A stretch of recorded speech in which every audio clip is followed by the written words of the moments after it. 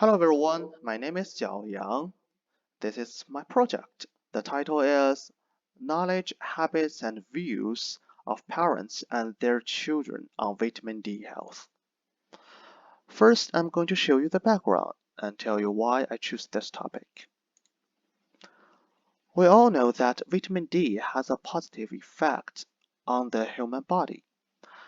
We usually divide the effects of vitamin D into skeletal muscle effects and non-skeletal muscle effects.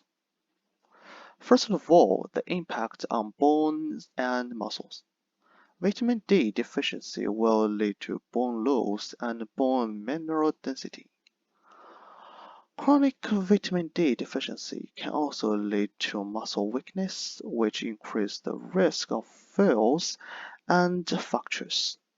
In addition to the effects on skeletal muscle, vitamin D also has other effects.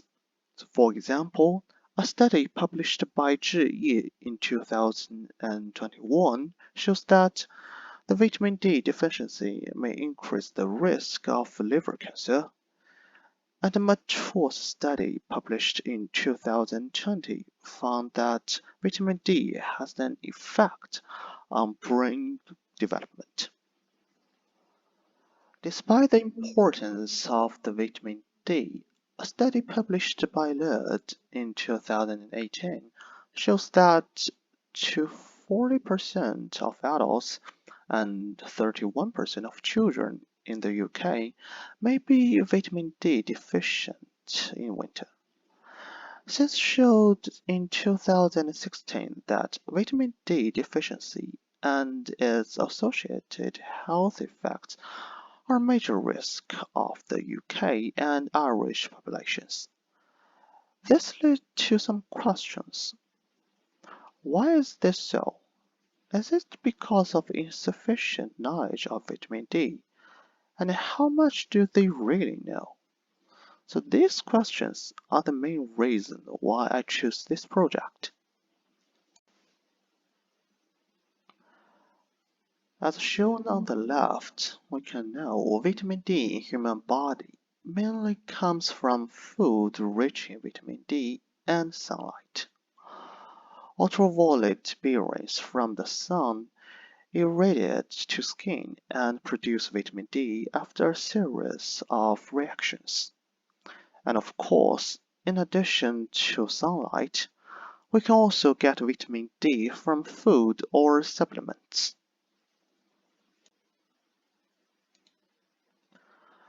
And in the United Kingdom, most people should be able to get the vitamin D they need from the sun every year, from the end of March to the end of September.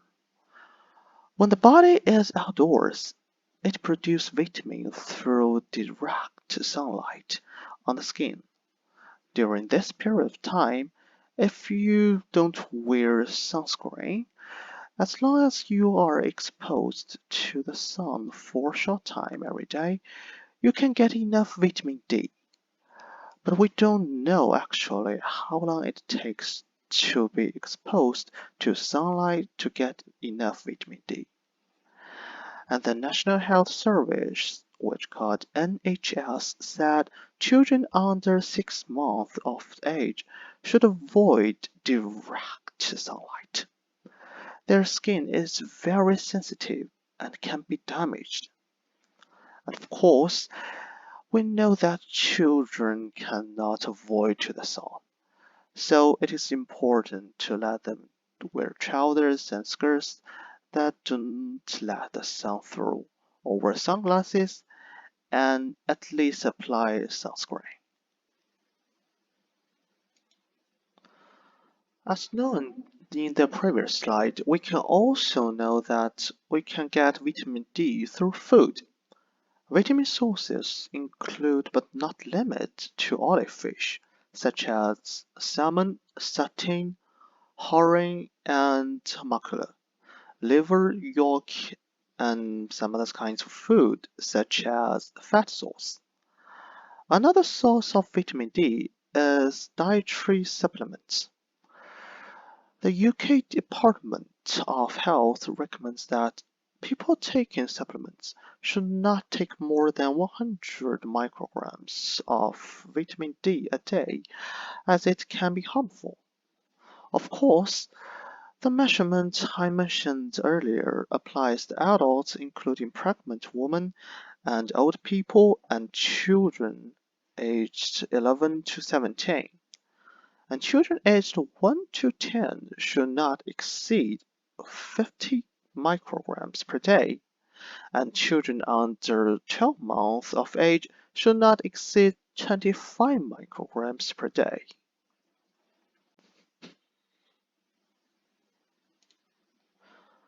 And now I'm going to show you the current research. So similar studies have previously been conducted in the UK study, where O'Connor's team investigated subjects' attitudes, perceptions, and knowledge of vitamin D in 2018. However, the result shows that subjects scored very low on vitamin D knowledge. Around the world, Kong, Li, and other scientists also evaluated vitamin D knowledge. Although this subject also shows that knowledge of vitamin D, the number of such studies is still too small and the country sources are limited. There is little research on parents' knowledge and habits of vitamin D, but we still lack of this area. There is no validated questionnaire to evaluate parents' knowledge, cognition, and habits of vitamin D, so as to evaluate the health status of vitamin D suitable for the general population in the UK. These concepts and habits may increase the prevalence of vitamin D or hinder the improvement of vitamin D status.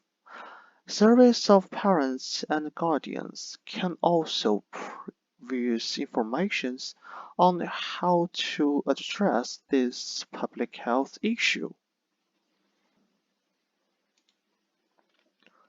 And now I'm going to show you my three main objects of this project.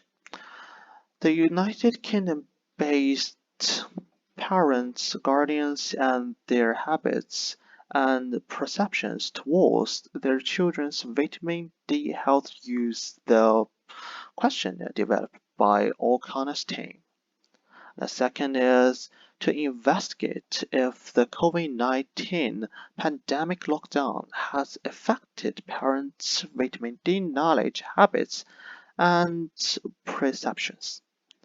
And three, to evaluate the portion of the questionnaire aimed at assessing parents' habits and perceptions towards children's vitamin D health and any COVID-19 lockdown-related changes.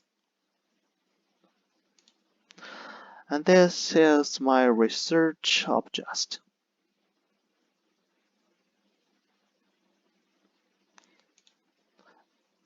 This is still my research object.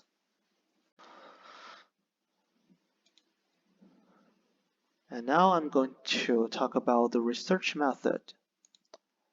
This is a cross-sectional online questionnaire study based on the UK, which aims to investigate parents' guardians' knowledge of vitamin D and their habits and views on children's vitamin D health, and to understand the influence of COVID-19 on the knowledge and attitude of vitamin D of parents and guardians.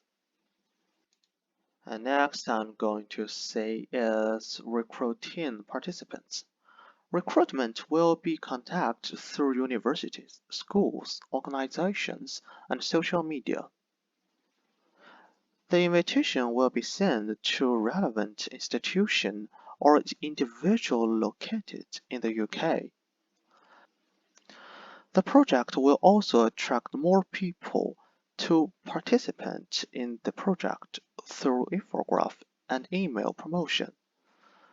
People who are interested in participating in this project will directly enter to information form and consent form online through the link.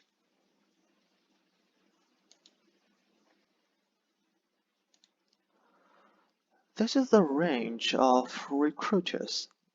An adult legal guardian of a children under the age of 18 in UK, and adults without children and genders of minor will be excluded from this study.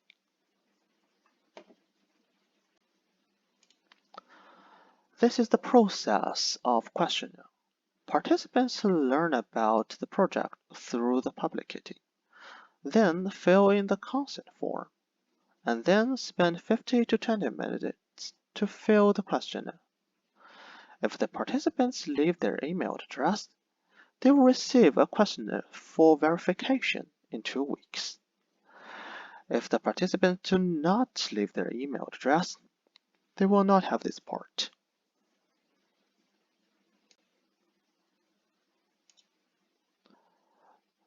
This questionnaire is based on the questionnaire complement by O'Connor's team and has been checked by Horahan's team.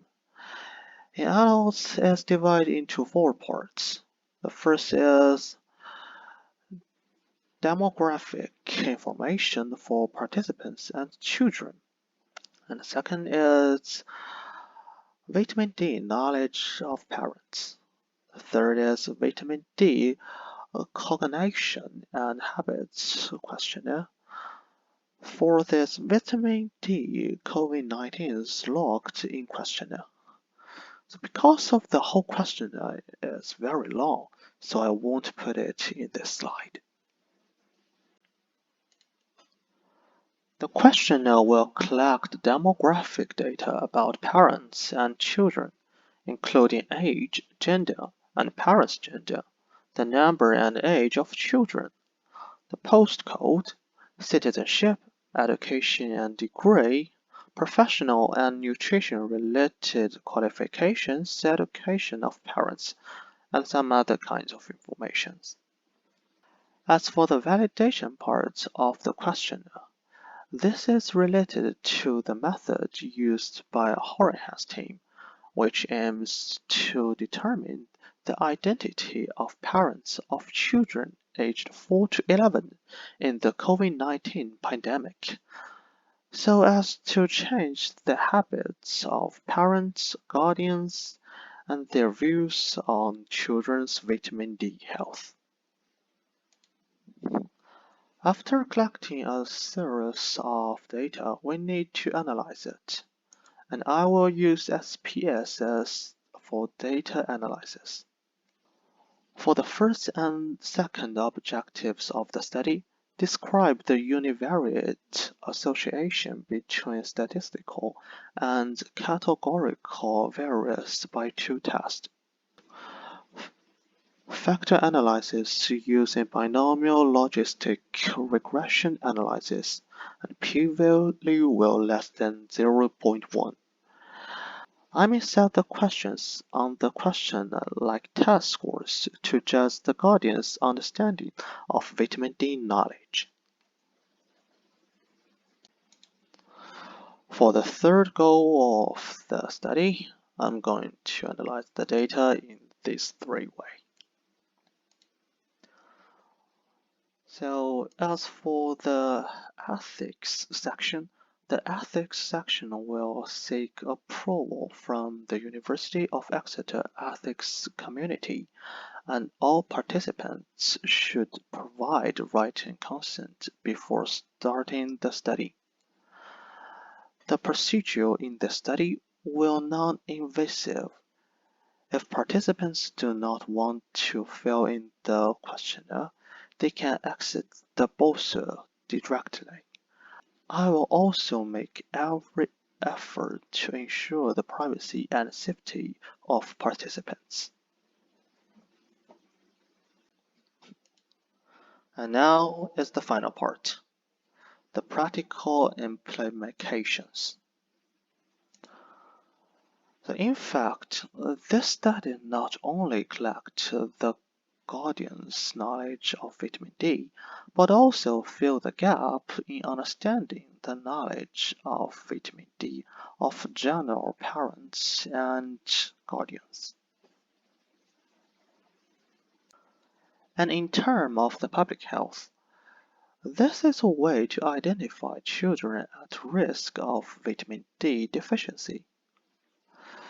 Without assessing vitamin D levels, this in turn will help redesign public health strategies. At last, clinically, a short questionnaire can be used by NHS to determine which children may be prescribing vitamin D. So that's all for my presentation, and this is my reference. If you got any questions, you can ask me on the live section. That's all. Thank you.